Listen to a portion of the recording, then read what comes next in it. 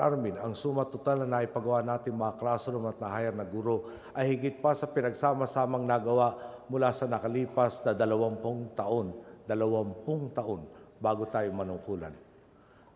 Naipamahagi na natin ang karagdagang 73.9 million textbooks na susundan pa ng 88.7 million ngayong taon.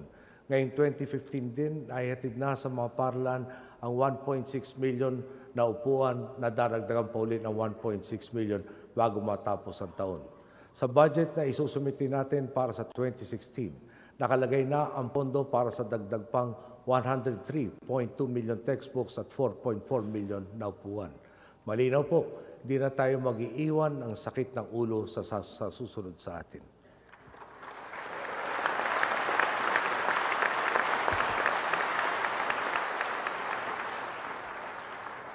Linawin ko lang po, nagpatupo tayo ng K-12 dahil hindi praktikal ang pagsisiksik ng kaalaman sa 10-year basic education cycle.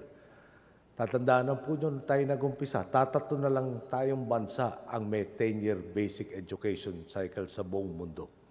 Kine-question na ang credentials ng ating mga kababayan sa ibang bansa.